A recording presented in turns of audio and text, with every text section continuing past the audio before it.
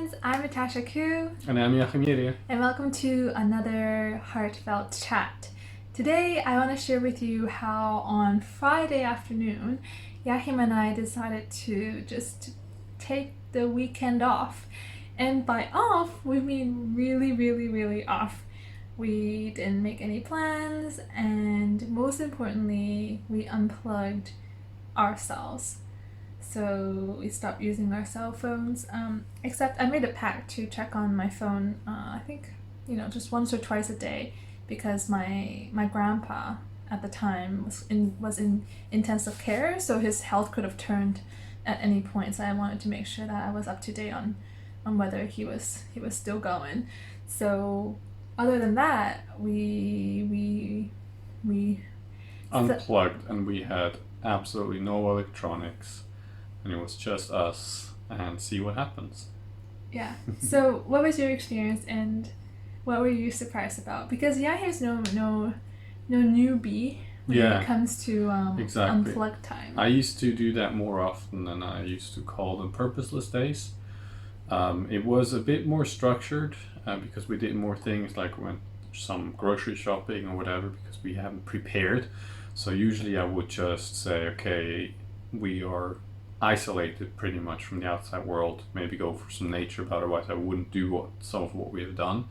But it was still very impactful and very grounding and very peaceful, and a lot of things have shifted in us. So it always surprises me how powerful it is just to spend time by yourself, or, well, in this case with your partner, and really dive deeply into yourself and just be. Literally just be and see what happens. And it's just amazing. You have so much wisdom and so many resources inside of you, and they just bubble up and come to the surface when we do spend time by ourselves. There are other things can come up as well, some more difficult things, but this time it wasn't so difficult. Yeah. And one thing I do want to talk about in this video is about habits.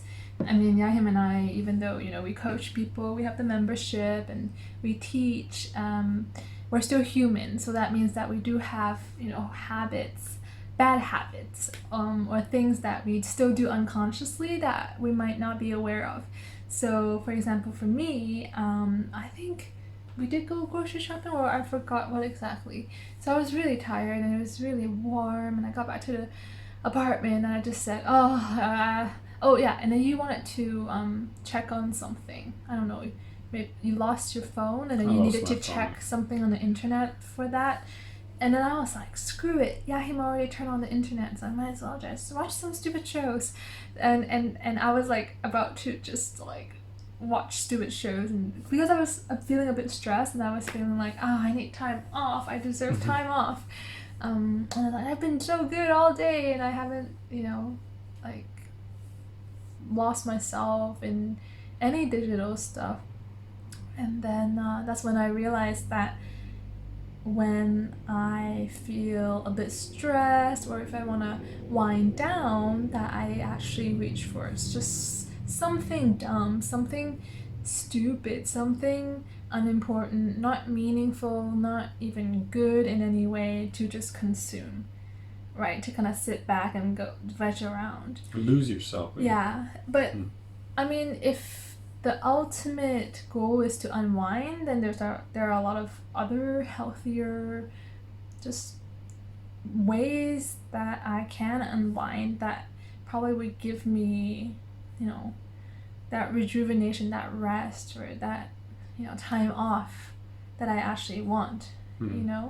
So anyway, so when people say like, I want to change a habit or have a bad habit, I can't stop this habit, if you read around or you search around, probably the first step anyone would suggest is to actually take notice of that action, or be aware, like when you start doing that, whether it's drinking or mindless eating or whatever it might be, you're doing it, but we might not realize at the moment when we start doing it.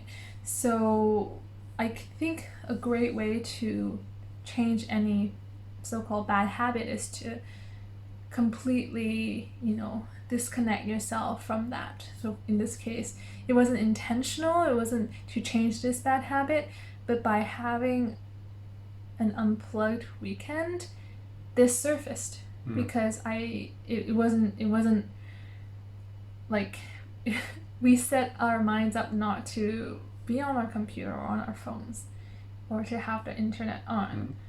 But then you'll find yourself unconsciously doing the things as if it was on, Right. because you're so relying on it and you're so dependent on it that you don't realize, wow, like I don't know how many times of the day I actually do need the internet, right? Yeah, you kind of unconsciously go to it. I mean, that was for me coming home. Oh, let me see what's happening in the world by connecting to the internet, checking my email, going to Facebook, whatever.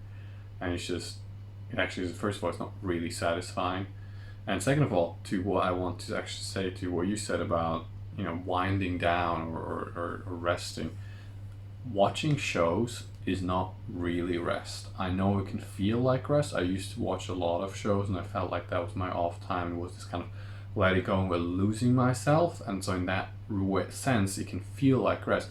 But when you get real rest, that is not by being bombarded by all those impressions, suddenly you realize watching shows is actually not restful. Yeah. Because your brain's just exposed to more stuff. Yeah, and depending on the type of show you watch, like sometimes I like to watch cooking shows. It's just a cooking show. Like no one's dying, but then they'll play music. Like the background music is insane. Like the amount of amping up and the stress and the tension that's like generated through the editing and the music and the cutting of the scenes and everything, it gets your heart rate up. It really does. It artificially. That's why we like shows, right? Because emotionally we're going up and down with what's happening. So it's not at all like rest. But yeah, this is a great way to look at any habits, and at least it was helpful for me. Yeah, and I think the point you're making is that by becoming aware of your habit is the first step to change it. Because before it was unconscious, you didn't know you had that, right? And now you start to be aware of it. We're like, oh wow, that is even there. And that is the very first step to changing any kind of habit, right? And for me, that was become aware, oh wow, I'm thinking of just wanting to check something and actually seeing, well, do I really want to? Now you're introducing more consciousness into it rather than just being on autopilot. And that is how you really powerfully can change those habits, when you bring more and more awareness into your life. And where you used to run autopilot, you actually start to say, wait, is that actually right for me? Is that what I really want? Or is it just my normal program that runs? Yeah. And one thing that's really special about becoming more aware and conscious of your patterns or your habits is that you might have an idea of it first. So I thought whenever I'm bored, I'll go to food or I'll go to stupid shows, which to me like almost justifies that activity, right? I'm bored, so let's look for entertainment. What are movies and shows for? Entertainment, right? So it's valid. It's like a valid reason to consume. But then this incident made me realize that it's not just boredom. If it was just boredom, I might do something more creative or more exciting, let's say, or I want to try something new. But it's the combination of I want to reward myself, I'm tired, and I want to like clock out. So yes, maybe I was bored, but that wasn't the true trigger that made me want to consume something on the internet. So that's really interesting because I thought that I was pretty convinced that whenever I was bored, I would, go onto the internet to find something entertaining. But that's actually not true. It's when I was tired, I was a bit uncomfortable, like there's a bit of discomfort, and I wanted to clock out and just, do that. Often boredom is kind of just a surface emotion, and you need to go a bit lower and dig a bit deeper, feel a bit deeper, see what's going on, because often boredom is a disconnection from the present moment. And so there can be other things that are actually happening. Yeah, but like in this video, we're now talking about habits and how you can shift, even if it's a really old habit, the moment you shine light on it, it completely changes in its quality. Like the next time you do it, it'll like shake you up a little bit. It just takes on a different quality when it comes back in your life. But one really good thing to know is that, you know, this awareness is definitely with kindness. For example, when first Jachym was like, oh, come on, like, you know, you made all this way, it's almost the end of the first day, you're not just gonna like screw off and watch some show, are you? And I was like a bit frustrated. I was kind of angry at him. I'm like, oh, you're making me, you know, persist. But the fact is that you have to do this with kindness. So after I got a bit angry at him, you know, I was just like, well, yeah, why do I want that? Do I really want that? So when we bring a bit of kindness into it and we're not just judging ourselves, because, you know, especially when we feel like there's a bad habit, we almost want to slap our own wrists for doing that or repeating something bad. But the point is, you don't have to. Yeah.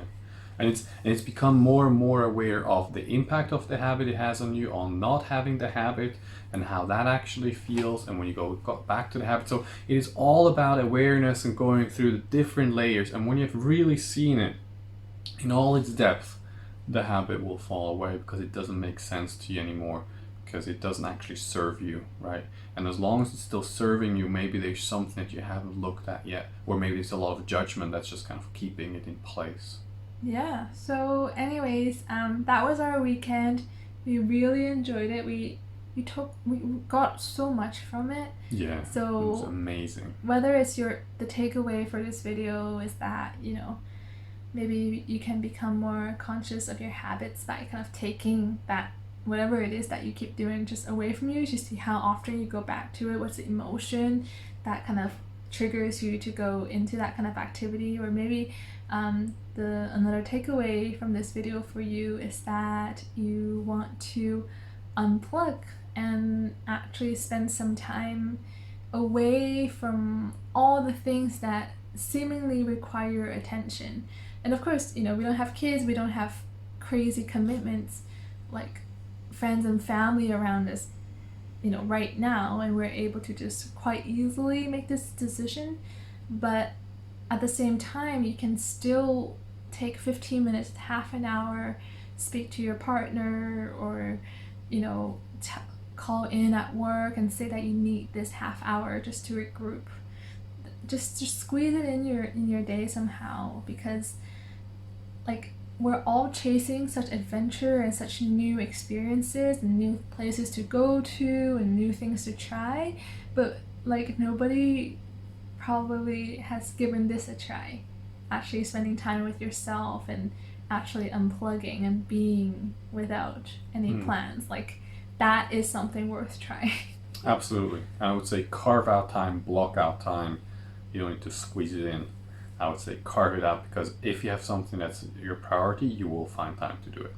Yeah, right. So thanks for joining us in this heartfelt chat. Hopefully it gave you a glimpse into our lives, or at least this weekend, and how we were impacted, and hopefully it impacts you too. So let us know down in the comments whether you gave this a try, whether what we said about the habits really resonate with you. So yeah, let us know, and we'd love to support you. All right. Take care. Bye.